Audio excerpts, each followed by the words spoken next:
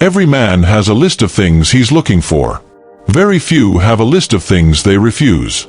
And that difference is the entire reason most men end up in situations they never really chose. There's a certain kind of man who operates in reverse. He doesn't walk into a room hoping to be selected. He walks in already knowing what he won't accept, and he applies that filter quietly, without announcing it, without making a scene, without ever telling the other person they failed a test they didn't know existed. He simply becomes less available, and then he's gone. No confrontation. No explanation. Just a distance. That man is the Sigma male, and the women he turns away from are almost never the ones you'd predict. They're frequently the ones everyone else in the room is quietly competing for. Beautiful, successful, magnetic, admired, and still, somehow, ruled out within a few conversations. So what exactly does he see that other men miss completely? Why does the most impressive person in the room sometimes get eliminated first? And why does a man who claims to value connection walk away from opportunities that most men would never let go of? The answer has nothing to do with standards about appearance. It has to do with something far less visible and far more expensive. A Sigma male doesn't measure a woman by what she brings. He measures her by what being around her costs. Every relationship has a price paid in energy, attention, and peace, and most men never calculate that price until they're already deep enough that leaving feels impossible. He calculates it early, and when the number comes back too high, no amount of external value changes his decision. The woman who needs constant reassurance. The first thing he watches for isn't confidence. Confidence is easy to perform. What he watches for is what happens in the absence of attention. Most men do the opposite. When a woman seeks reassurance, they supply it immediately, because supplying it feels like being chosen. Every message answered within seconds, every doubt corrected, every worry soothed.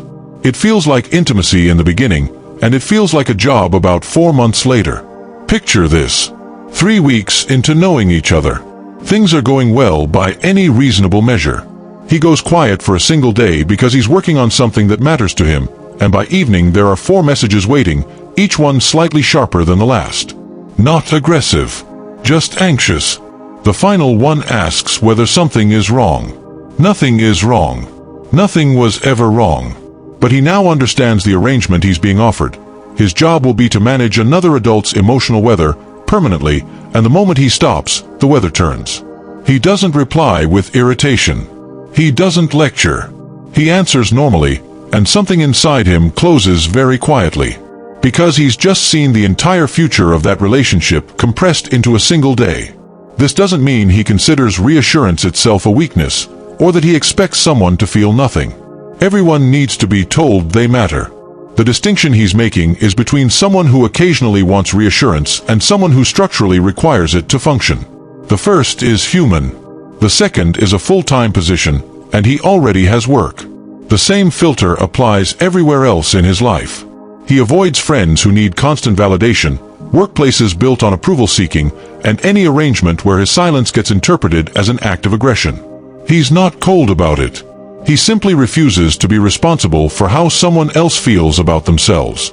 Because a man who becomes the source of another person's stability eventually becomes their target when it breaks. The woman who tests instead of asking. There's a category of behavior he identifies faster than almost anything else, and it's the use of indirect pressure to get a direct answer. Most men fail this without ever realizing there was something to fail. Jealousy gets mentioned, and they react. A story about someone else's interest gets told, and they compete. A vague, disappointed silence appears, and they start guessing what they did wrong. Each reaction confirms the same thing: this works. And once it works, it becomes the permanent language of the relationship. A Sigma male doesn't play that back. He hears the comment designed to provoke, notes it, and doesn't respond to it. Not out of arrogance, and not as a counter-strategy. He simply doesn't participate in conversations where the actual question is hidden underneath a performance. What makes him unusual isn't that he refuses to be manipulated. It's that he refuses without confrontation. He won't announce that he noticed. He won't explain why it didn't work. He'll just answer the surface of the sentence and let the rest sit there unanswered, and if the pattern repeats, he stops making himself available. This doesn't mean he expects perfect communication or that he punishes someone for one insecure remark. Everyone tests when they feel uncertain, and he understands that. What ends things is the discovery that indirectness is the default setting rather than an occasional slip, that the real request will never be stated out loud, and that his entire life will be spent decoding. He runs the same policy at work and with friends. He doesn't respond to guilt, he doesn't negotiate under emotional pressure, and he doesn't reward hints. Say what you want and he'll consider it seriously. Imply it, and he'll behave as though nothing was said. Because a relationship where the truth arrives in code isn't intimacy. It's translation work with no end date. The woman with no world of her own. This is the one that surprises people the most, because from the outside it looks like devotion, and he treats it as a warning. Picture this. A Sunday afternoon, nothing planned. He mentions he's going to spend a few hours on his own project, the way he does most Sundays. Instead of hearing, "Great, I'll do mine," he hears a small pause, and then a suggestion that they do something together instead. It happens again the next weekend. And the one after that. Slowly, without anything ever being said directly, his solitary hours become a thing that has to be negotiated, defended, and eventually apologized for. He notices, well before it becomes a problem, that the other person has no engine of her own. No project she disappears into. No friendships she maintains independently. No direction that existed before him and would continue without him.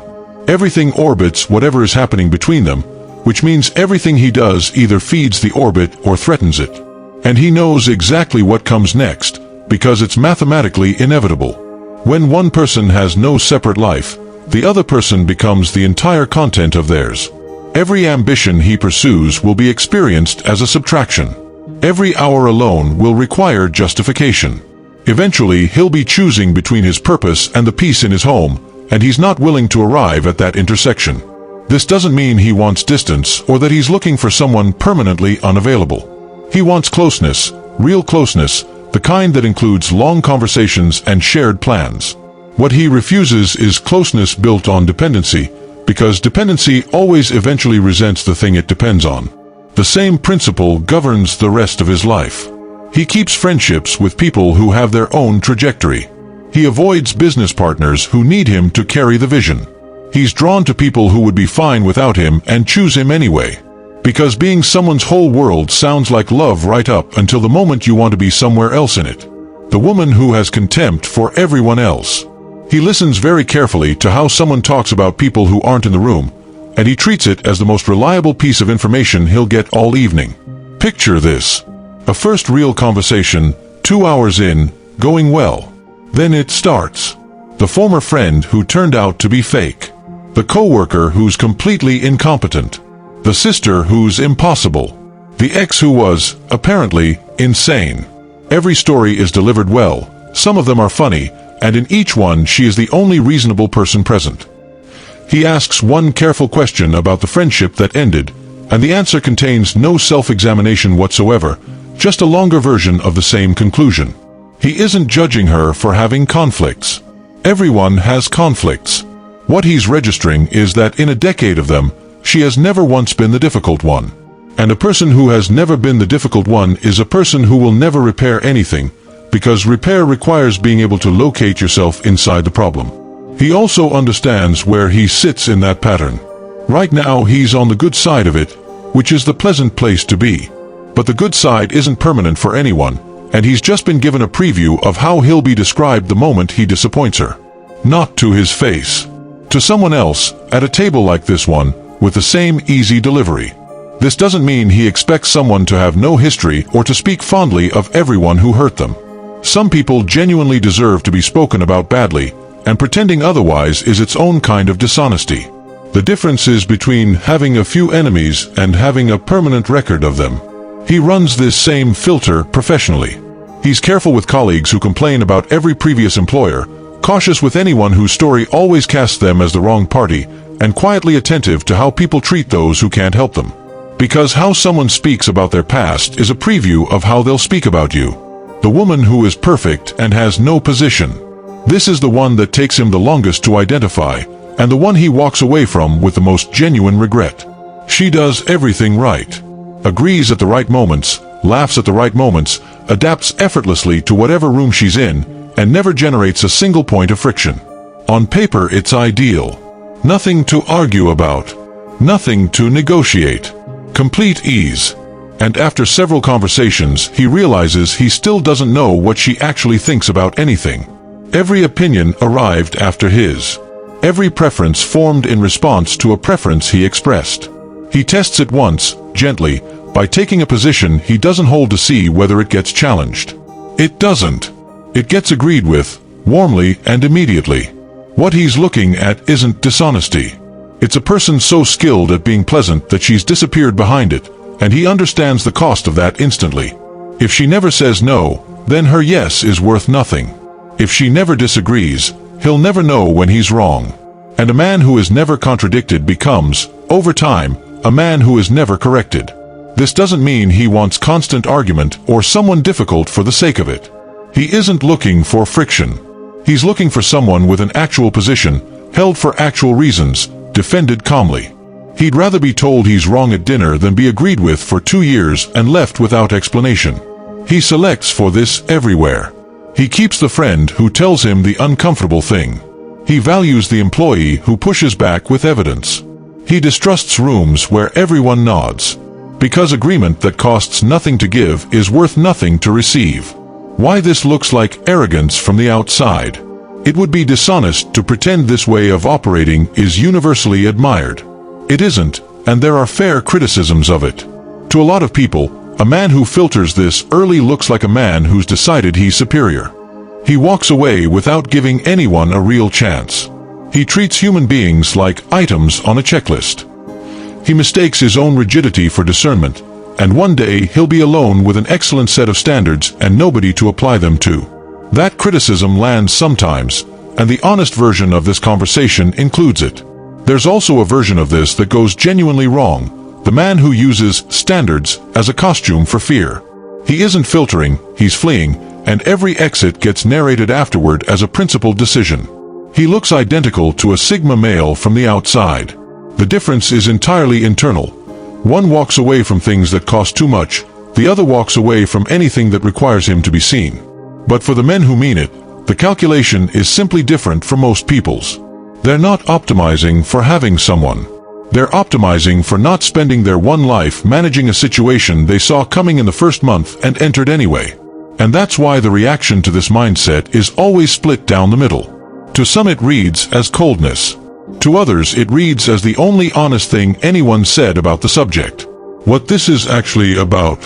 None of this is really about women, and it was never a list of requirements for someone else to meet. Everything described here is a description of what he's protecting. A mind that stays clear. A schedule that belongs to him. A baseline emotional state that doesn't get set by someone else's mood.